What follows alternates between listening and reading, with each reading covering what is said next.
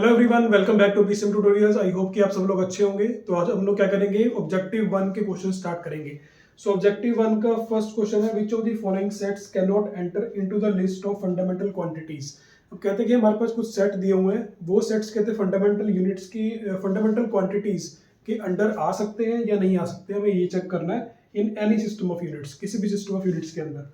सो हमारे पास जैसे first option है, हमें 4 ऑप्शन दिए हुए हैं। फर्स्ट ऑप्शन है लेंथ, मास एंड वेलोसिटी, और सेकंड ऑप्शन है length, time and velocity, third है mass, time and velocity, then fourth है लेंथ, टाइम एंड मास। ठीक है, हमें ये बताना है कि कौन सा ऐसा सेट है जो फंडामेंटल क्वांटिटीज के सेट में नहीं आ सकता। तो देखो हमारे पास है length, mass and velocity. Length, mass और वेलोसिटी, चलो लेंथ हमारे पास क्या है, एक फंडामेंटल क्वांटिटी है, मास भी एक फंडामेंटल क्वांटिटी है, देन हमारे पास आता है वेलोसिटी। वेलोसिटी को हम क्या लिख सकते हैं, लेंथ अपॉन टाइम। ठीक है, लेंथ अपॉन टाइम लिख सकते हैं। अब लेंथ तो चलो हमारे पास है, लेकिन हमारे पास टाइम आ गया। ठीक है, टाइम एक फंडामेंटल क्वांटिटी होती है, तो हमें क्या मिला, एक नई फंडामेंटल क्वांटिटी मिली इसके अंदर। तो हम मतलब कि ये तो ठीक है, ये तो फंडामेंटल क्वांटिटीज के सेट में आ सकता है। देन हमारे पास आया length, time and velocity. Length, time और वेलोसिटी, यानी कि यहाँ पर अब टाइम आ चुका है। अब क्या हुआ कि वेलोसिटी ने हमें दिया लेंथ और टाइम, लेकिन वो तो मेरे पास ऑलरेडी पहले से ही पड़ा था। ठीक है, इसका मतलब क्या है कि जो ये वेलोसिटी है ये इन दोनों पे डिपेंड करती है, तो ये तो एक फंडामेंटल क्वांटिटीज की लिस्ट में नहीं आ सकता। तो हमारा आंसर क्या हुआ, ये वाला। ठीक है, तो यानी कि ऑप्शन हमारा ये वाला होगा कि ये वाला करेक्ट है।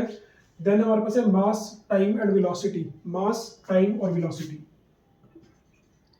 ये है हमारे पास मास, टाइम और वेलोसिटी। अब इसमें क्या हुआ कि मास और टाइम, टाइम तो चलो हमारे पास है, लेकिन लेंथ हमारे पास एक नई फंडामेंटल क्वांटिटी निकल कर आई, लेंथ। तो इसका मतलब कि ये तो आ सकता है फंडामेंटल क्वांटिटीज की लिस्ट में कि हमें कुछ तो नई फंडामेंटल क्वांटिटी मिल ही रही है इसके अंदर। ठीक है, देन हमारे पास है length, time and mass. Length, time और मास, ये एमएलटी तो वैसे भी हमारे पास फंडामेंटल क्वांटिटी का सेट होता ही है। ठीक है, तो इस कारण से ये तीनों तो आ सकते हैं, लेकिन ये नहीं आ सकता। तो हमारा ऑप्शन क्या होगा, बी, कि जो इस सेट में नहीं आ सकता। देन हमारे पास second question, a physical quantity is measured and the result is expressed as n u, where u is the unit used and n is the numerical value. ठीक है, इसमें इन्होंने क्या बोला है कि हमारे पास एक फिजिकल क्वांटिटी है जिसको हमने मेजर किया है, और उसका रिजल्ट हमारे पास क्या है, एन यू की फॉर्म में। ठीक है, एन यू की फॉर्म में हमारे पास आंसर आया है, जहां पर यू क्या है, एक यूनिट है, और एन क्या हो गया, उसका एक नंबर है। ठीक है, n is a numerical value, कोई भी एक न्यूमेरिकल वैल्यू है। सपोज कि हमारे पास कोई आंसर आता है 5 मीटर। ठीक है, 5 मीटर क्या होगा, जिसमें कि यू यानी कि यूनिट मीटर होगी, और ये उसकी एक न्यूमेरिकल वैल्यू होगी। ठीक है, आई होप कि आपको समझ आ रहा होगा कि एन यू और 5 एम कैसे रिलेट करते हैं आपस में। तो इन्होंने बोला कि हमारे पास एन एक न्यूमेरिकल वैल्यू है, if the result is expressed in various units. अगर कहते हैं रिजल्ट को एक्सप्रेस कर दे अलग अलग यूनिट्स के अंदर, सपोज कि मैंने 5 मीटर को क्या बना दिया, 500 सेंटीमीटर, तो ये एक अलग से हमारे पास यूनिट आ चुकी है। ठीक है, हमारे पास वैल्यू वही है, लेकिन वही वैल्यू किसी और यूनिट में कन्वर्ट कर दी हमने। देन कहते हैं कि हमारे पास हमें चेक करना है कि n proportional to size of you.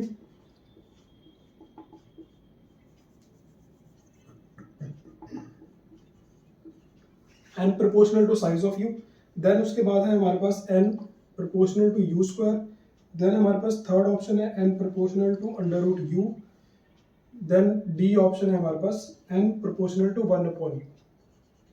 ठीक है, ये हमारे पास आया। अब इसको निकालने के लिए हम एक काम करते हैं, हम क्या करेंगे कि जैसे कि हमारे पास कोई एक सपोज ऐसा यूनिट में एन यू है, सिमिलरली हमारे पास कोई सीजीएस यूनिट में हमने बोल दिया कि एम वी है मेरे पास। ठीक है, सीजीएस में एम वी है, लेकिन और एसआई में एन यू है। अब यहाँ पर देखो कि 5 मीटर को हम 500 सेंटीमीटर हम बराबर ही बोलते हैं ना, कि दोनों बराबर है। ठीक है, सर उसी तरह से हम क्या मानेंगे कि ये जो एसआई की वैल्यू है, सीजीएस की वैल्यू जो आई है हमारे पास, वो दोनों बराबर है आपस में, यानी कि एसआई वाली वैल्यू सीजीएस के बराबर है। हमने इसको बराबर किया, देन हम क्या करेंगे, इसके अंदर सिर्फ हमने एक रिलेशन चेक करना है कि एन और यू में रिलेशन क्या आ रहा है। देन देखो आगे, ये u यहाँ पर नीचे जाएगा, तो n की वैल्यू क्या बनेगी, एम वी अपॉन यू। तो यहाँ से हमें क्या रिलेशन मिला कि n इनवर्सली प्रोपोर्शनल है u के। ठीक है, n इनवर्सली प्रोपोर्शनल है u के, और यही हमारा आंसर होगा, जो कि डी ऑप्शन है। यानी कि जो भी न्यूमेरिकल वैल्यू होती है वो यूनिट के इनवर्सली प्रोपोर्शनल होगी।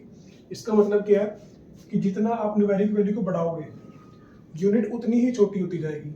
यानी कि जैसे कि हमारे पास न्यूमेरिक वैल्यू पहले 5 थी, हमने क्या किया 5 से 500 कर दिया, यानी कि हमने 100 गुना बढ़ा दिया उसको।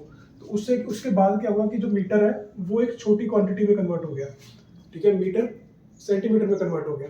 अब सपोज कि आप मीटर को किलोमीटर में कन्वर्ट करना चाहते हो, तो उसमें क्या होगा, किलोमीटर के लिए क्या बनेगा 0.005 किलोमीटर, यानी कि जब हमने न्यूमेरिक वैल्यू को कम किया तो क्या हुआ, यूनिट बढ़ गई, ठीक है। इसका मतलब क्या है कि आपस में इनवर्सली प्रोपोर्शनल है, एक न्यूमेरिक वैल्यू और यूनिट। देन थर्ड क्वेश्चन है हमारे पास, suppose a quantity x can be dimensionally represented in terms of mlt। कहते हैं कि सपोज हमारे पास कोई क्वांटिटी है x और उसको हमें mlt की फॉर्म में शो करना है, ठीक है, और हमें बताया भी होगा कि कैसे शो कर रहा है कि x की dimensions m power a, l power b और t पावर c की फॉर्म में है। देन द क्वांटिटी मास, जो क्वांटिटी मास है उसकी बात कर रहे हैं, can always be dimensionally represented in terms of LTX।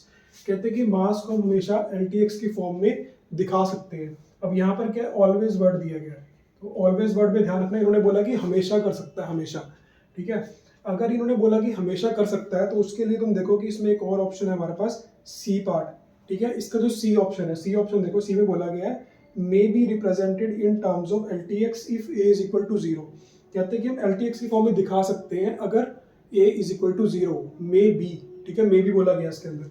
तो सपोज हम, अब ये दोनों जो ऑप्शन है ना, फर्स्ट जो हमारे पास ए ऑप्शन है और सी ऑप्शन है, इसको हम इकट्ठे लेकर चलते हैं। इन्होंने क्या बोला कि ए जब 0 होगा तब हम इसको शो कर सकते हैं LTX की फॉर्म में। देन हमारे पास मास की डायमेंशन देखो क्या बनेगी, मास की डायमेंशन क्या बनेगी x, और यहाँ पर आएगा LB, देन आएगा TC, ये हमारे पास मास की डायमेंशंस बनेगी, ठीक है। तो यहाँ से तो हम ये शो कर रहे हैं कि ठीक है, हम शो कर सकते हैं LTX की फॉर्म में मास की डायमेंशंस को शो कर सकते हैं। लेकिन सी ऑप्शन में क्या दिया गया कि अगर ए 0 हो जाए, ठीक है, तब मे भी शो कर सकते हैं। अगर ए मान लो हमने 0 कर दिया तो यहाँ पर क्या होगा, ए की जगह 0 आ जाएगा, और एनीथिंग रेज टू पावर 0 क्या होता है, 1 होता है हमारे पास। इसका मतलब मास तो खत्म हो गया यहाँ से, ठीक है, तो मास की वैल्यू खत्म हो चुकी है। जब मास ही नहीं रहा तो मतलब हम उसको शो भी नहीं कर पाएंगे। तो यहाँ से क्या शो होता है कि एक तो सी ऑप्शन गलत है कि हम उसको शो कर सकते हैं, मे बी नहीं कर सकते उसको क्योंकि मास ही खत्म हो गया यहाँ से। तो सी ऑप्शन भी गलत प्रूव हो गया यहाँ से कि सी ऑप्शन गलत है। सिमिलरली जो ए ऑप्शन है कि हमेशा दिखा सकता है, हमेशा तो नहीं दिखा पा रहा ना वो, जब हमने ए को 0 पुट कर दिया तो वो नहीं शो कर रहा है LTX की फॉर्म में, ठीक है। उसको दोबारा से समझ लो कि जब हम मास के डायमेंशंस निकाल रहे हैं इस फॉर्मूले से, तो ये LB और TC नीचे आ जाएगा यहाँ पर, ठीक है, LB और TC नीचे आ जाएगा।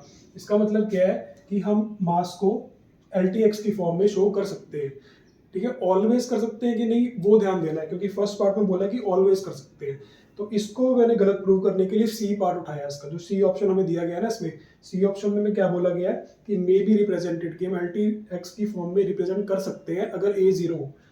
तो जब मैंने ए को 0 पुट किया तो क्या हुआ, एनीथिंग रेज टू पावर 0 1 होता है, तो यहाँ पर 1 हो गया, तो मास तो खत्म ही हो गया यहाँ से। जब मास ही खत्म हो गया तो हम उसको कैसे शो करेंगे, क्योंकि क्वेश्चन में क्या बोला गया है, द क्वांटिटी मास, ठीक है, क्वांटिटी मास, जब मास रहा ही नहीं यहाँ पर तो हम उसको नहीं शो कर पाएंगे। इसका मतलब सी ऑप्शन गलत हो गया, जो बोल रहे थे कि मे बी हम शो कर सकते हैं, हम तो नहीं शो कर पा रहे हैं इसके अंदर। सिमिलरली ए ऑप्शन भी गलत प्रूव हो जाएगा, क्योंकि ए ने क्या बोला था कि ऑलवेज, कि हम इसको हमेशा शो कर सकते हैं, लेकिन इस केस में तो नहीं कर पाए ना हम, ठीक है। तो इस कारण से ये भी गलत प्रूव हो गया, ए और सी दोनों गलत है। अब बात आती है बी और डी की। बी क्या है, can never be dimensionally represented in terms of LTX। कहते हैं कि हम कभी भी नहीं दिखा सकते LTX की फॉर्म में, तो ये भी गलत हो जाएगा। क्यों, क्योंकि हमने अभी तो दिखा दिया ना इसको, ठीक है, अब तो हमने दिखा दिया इसको LTX की फॉर्म में। इन्होंने बोला नेवर, नेवर का मतलब कभी भी नहीं। तो जो कुछ वर्ड्स है ना इसके अंदर, ऑलवेज, नेवर, इनका बहुत ध्यान रखना है, क्योंकि इनका मतलब तुम्हें अच्छे से पता होना चाहिए। ऑलवेज मतलब हमेशा, नेवर मतलब कभी भी नहीं, ठीक है। अब ये बोल रहे हैं कि हम M को LTX की फॉर्म में कभी भी शो नहीं कर सकते, लेकिन हमने तो शो किया हुआ ना यहाँ पर, तो इसका मतलब क्या है, ये बी ऑप्शन भी गलत है। देन हमारे पास आता है डी ऑप्शन। डी ऑप्शन क्या है, may be represented in terms of LTX। कहते हैं कि LTX की फॉर्म में मे बी हम शो कर सकते हैं अगर A 0 ना हो। तो ये ऑप्शन हमें सही लग रहा है। क्यों, अगर A 0 ना हो तब तो हम शो कर पा रहे हैं ना LTX की फॉर्म में, तो यानी कि हमारे पास जो डी ऑप्शन है वो करेक्ट है। नेक्स्ट फोर्थ क्वेश्चन है, अ डायमेंशनलेस क्वांटिटी। एक डायमेंशनलेस क्वांटिटी, फर्स्ट ऑप्शन है हमारे पास नेवर हैज ए यूनिट, ठीक है। फर्स्ट में क्या है, नेवर, ये जो मेन वर्ड्स है ना इस पर बहुत ध्यान रखना है। नेवर हैज ए यूनिट, कि कभी भी यूनिट नहीं होती, ठीक है। सेकंड क्या है, ऑलवेज हैज अ यूनिट, कि हमेशा ही यूनिट होगी। और थर्ड क्या है हमारे पास, मे हैव अ यूनिट, ठीक है, मे हैव अ यूनिट। और फोर्थ है हमारे पास डज नॉट एग्जिस्ट, कि एग्जिस्ट करता ही नहीं। अब डायमेंशनलेस क्वांटिटी की नेवर हैज अ यूनिट, हमें बोल रहे हैं कि डायमेंशनलेस क्वांटिटी की यूनिट कभी हो ही नहीं सकती। अब यहाँ पर ये चीज गलत प्रूव कहाँ होती है, एंगल पर, ठीक है। एंगल की यूनिट क्या होती है, रेडियन, एंगल की यूनिट होती है रेडियन, लेकिन उसकी कोई भी डायमेंशन, उसकी जो कोई भी यूनिट है ना, यूनिट होती नहीं है उसकी। जैसे कि हमारे पास एंगल का फॉर्मूला क्या होता है, एंगल होता है theta is equal to l upon r, जहाँ पे एल क्या है, एक लेंथ है, ठीक है, आर्क होती है वैसे, ठीक है। हमारे पास क्या होता है, ऐसे एक एंगल होगा, ठीक है, जिसमें आर एक रेडियस होगा और एल एक आर्क होती है। अब आर्क क्या है, एक लेंथ ही है, ठीक है। लेंथ क्या होगा, मीटर या सेंटीमीटर, किसी भी चीज में हो सकती है। सिमिलरली रेडियस में मीटर या सेंटीमीटर में हो सकता है। दोनों आपस में कैंसिल हो गए, यानी कि इसकी कोई यूनिट ही नहीं है, ठीक है। तो इन्होंने क्या बोला कि एक डायमेंशनलेस क्वांटिटी की नेवर हैज अ यूनिट, कभी भी यूनिट नहीं हो सकती, ठीक है। तो इसमें क्या है कि चलो इसकी यूनिट नहीं है, ये एक डायमेंशनलेस क्वांटिटी है, लेकिन हम थीटा को रेडियन तो बोल रहे हैं ना, तो इसकी एक यूनिट तो हमने मानी हुई है रेडियन, तो इस कारण से ये वाला फेल हो जाता है। इन्होंने बोला नेवर, कभी नहीं हो सकती, लेकिन इस केस में है, होने को तो डायमेंशनलेस क्वांटिटी है क्योंकि लेंथ से लेंथ कैंसिल हो गया, लेकिन इसकी यूनिट है रेडियन। देन हमारे पास सेकंड ऑप्शन है ऑलवेज हैज अ यूनिट, कि हमेशा ही तुम्हें यूनिट मिलेगी। तो इसको गलत प्रूव करने के लिए हमारे पास क्या है, स्ट्रेन। स्ट्रेन क्या होता है हमारे पास, change in length upon total length, जो ओरिजिनल लेंथ होती है, sorry, change in length upon original length. अब इसमें क्या, लेंथ अपॉन लेंथ, फिर से लेंथ अपॉन लेंथ करके क्या हुआ, डायमेंशन लेस, यानी कि लेंथ से लेंथ कैंसिल हो गया और डायमेंशन लेस क्वांटिटी हो चुकी है। अब इसमें क्या, इन्होंने बोला कि हमेशा ही यूनिट मिलेगी तुम्हें, तो यहाँ पर ये गलत प्रूव हो जाता है क्योंकि इसकी कोई यूनिट होती नहीं, ठीक है। जब यूनिट लेस क्वांटिटी है तो डायमेंशन लेस भी है, ठीक है। तो यहाँ पर क्या होगा कि ऑलवेज वाला यहाँ पर गलत प्रूव हो गया, कि ऑलवेज, इन्होंने बोला कि हमेशा यूनिट होती है, तो वो यहाँ पर गलत हो गया। क्यों, क्योंकि डायमेंशनलेस क्वांटिटी भी है और इसकी यूनिट है भी नहीं, इन्होंने बोला था ऑलवेज होती है, ठीक है। तो यहाँ पर ये गलत प्रूव हो गया। मे हैव सही ऑप्शन है, क्योंकि हम बोल रहे हैं कि हो सकती है, नहीं भी हो सकती, हो भी सकती है, ठीक है, हो सकती है, नहीं भी हो सकती, तो मे हैव वाला ऑप्शन हमारे लिए सही रहेगा।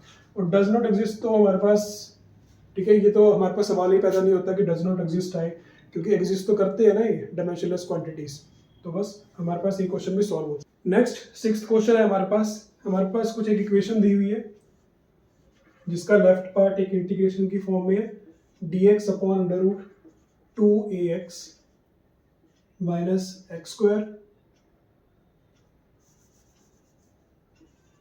2ax minus x square is equal to an sine inverse x upon a minus 1,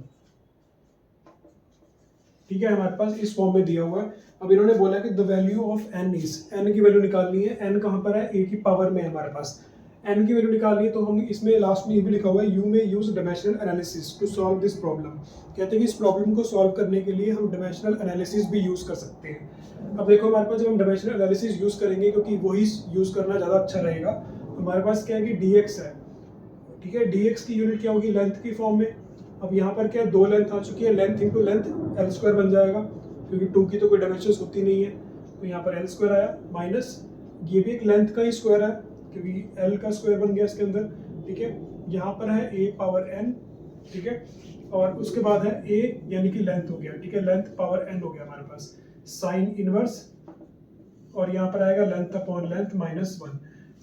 अब देखो यहाँ पर l अपॉन l है, ये तो चलो कैंसिल हो गया, यहाँ पर l से l तो कैंसिल हो चुका है, 1 माइनस 1 0 बन चुका है, और इधर तो कोई डायमेंशन हमारे पास नहीं आई। जब इधर कोई डायमेंशन नहीं आई, ठीक है, तो उसके बाद क्या होगा, यहाँ पर l पावर n बचेगा हमारे पास, क्योंकि हमें सिर्फ डायमेंशंस को ही सॉल्व करना है। साइन इनवर्स हमें कुछ वैल्यू देगा, हमें इसकी जरूरत नहीं है, ठीक है, हमें सिर्फ डायमेंशन से काम करना है। अब यहाँ पर देखो हमारे पास, यहाँ पर है l, ठीक है, और नीचे क्या है हमारे पास, L square minus L square.